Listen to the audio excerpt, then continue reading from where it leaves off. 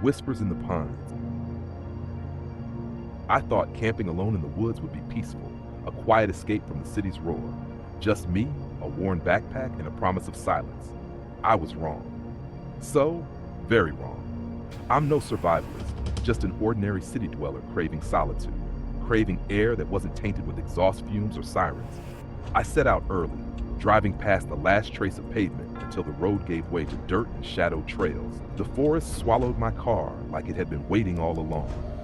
Pine needles crunched underfoot, damp earth smelled of decay and life, and the wind carried a strange chill that seemed heavier than it should be for October. By dusk, I pitched my tent near a clearing, where the trees were thick enough to feel private, but thin enough to see the last sliver of sun vanish behind the ridges. I built a fire, sparks hissing into the dark, the orange light swallowing the clearing. It felt perfect, too perfect maybe. That's when I noticed the little things. A breeze moved through the pines, soft, almost deliberate, carrying whispers that weren't quite the wind. My fire flickered, shadows stretching longer than they should, like the forest itself was leaning in, watching me. My name, or what sounded like it, danced in the rustling needles. I laughed it off. I had to. There was nothing here but me and the trees, nothing that could speak. But as I sat by the fire, the shadows seemed to pulse, and the whispers, always just on the edge of hearing, kept coming, teasing my mind. Every crack of a branch, every snap of pine needles felt like a footstep. I told myself it was the woods, the wind, maybe even nerves.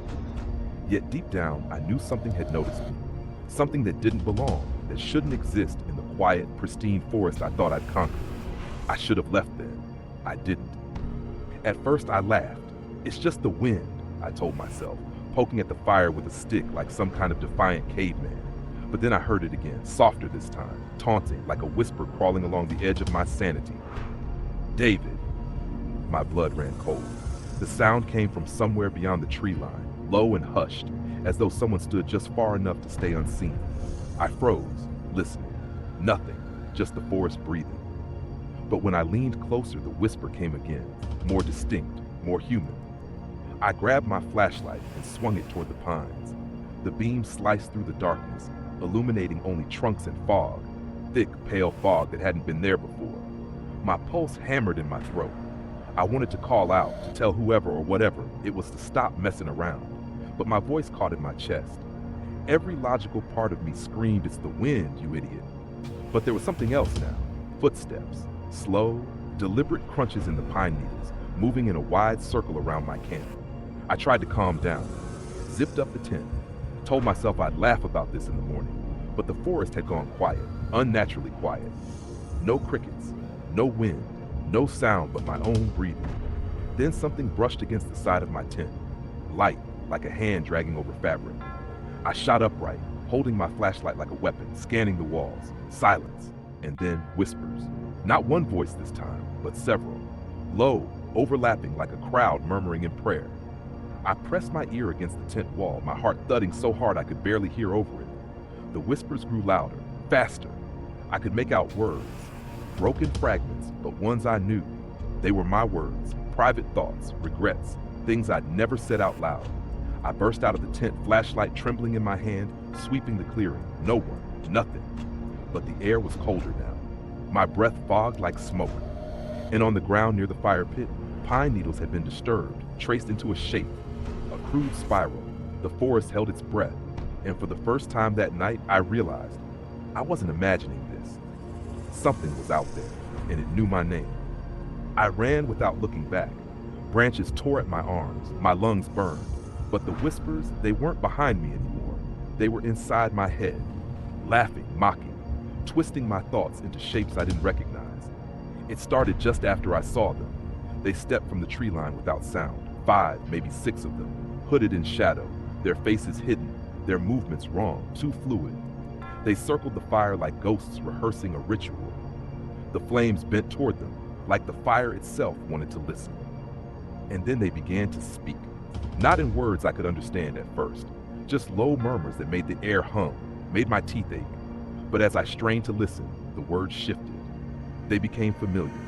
I heard my father's voice, then my mother's, then mine. They were whispering moments I'd buried, Things I'd done, said, thought. Things no one else could know. They whispered about the girl I loved and lost. The lie I told that ended it. The guilt I'd carried ever since. I tried to shout, to drown them out, but the sound died in my throat. My flashlight flickered and died, swallowed by darkness. Only the firelight remained, casting their shadows longer, taller, impossibly tall, until they seemed to stretch up into the treetops. One of them turned its head toward me. Slowly, the hood slipped back just enough for me to see what waited underneath. It wasn't a face. It was me, pale, hollow-eyed, lips moving in sync with the whisper I'd been hearing all night. My knees went weak. I stumbled backward, tripping over the tent ropes. That's when I knew I had to run. If I stayed, they'd take me, or worse, become me. So I ran. The forest came alive, roots snaring my feet, branches clawing at my clothes, every tree seeming to lean closer, whispering my name in that same warped voice. David, come back. We're not done yet. The spiral symbol burned behind my eyes, glowing on the forest floor as though seared into the earth itself. My chest felt like it would explode. The whispers grew to screams, mine and theirs, blending until I couldn't tell which belonged to me anymore. And just as I thought I'd escaped, the forest stopped whispering. It started calling. Morning came, and the forest was still. Pale light filtered through the pine needles, painting the ground in soft gold, but the beauty did nothing to soothe me. I collapsed near a shallow stream, gasping, limbs shaking, skin scratched raw by branches. Mud clung to me, freezing in the chill of dawn. I thought for a fleeting moment that I had survived, but survival didn't feel like victory. My tent sat perfectly intact, nothing disturbed except for the items I had counted on. My lighter, my compass, gone. Small things, yet essential. Items only I carried. And just like that, the forest reminded me. It knew me. It had watched me, and it wasn't done. I stumbled to my feet, scanning the clearing. The spiral was gone. No trace left but an unsettling residue in the soil, like a memory burned into the earth itself. I called out, my voice hoarse, a brittle sound swallowed instantly by the trees. Nothing answered except silence, but I felt it. Eyes following me from every shadow, from every bend in the forest floor. As I limped along the stream, I noticed subtle signs of the night's chaos. A branch snapped slightly underfoot, though nothing moved. Rocks that hadn't been there yesterday now lined the water's edge, arranged as if marking a path I couldn't or shouldn't follow. My pulse remained erratic, each beat echoing in my ears, reminding me that I had been seen, tested, and chosen. I wanted to rationalize, tell myself it had been a hallucination, exhaustion playing tricks. But then I remembered the whispers, the personal secrets, the distorted faces, the voice that was mine yet not mine. My head spun at the memory. This forest didn't just hide dangers. It learned, it waited, and it knew. I sat by the stream, hands trembling in the cold water, realizing the truth. I had escaped the night, yes, but I hadn't escaped the forest itself. The whispering had paused, but it hadn't stopped. I felt its patience, a lingering presence pressing just beyond the edges of perception. I was alone, yet not alone. And I knew, deep down, that something that had tasted my fear and learned my name, was still out there, watching, waiting, and it wasn't finished with me. I survived the night, but I didn't escape. The forest keeps secrets, and sometimes it keeps you too.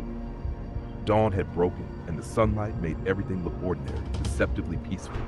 Birds chirped, the stream gurgled. The world had returned to its familiar rhythm, but I hadn't.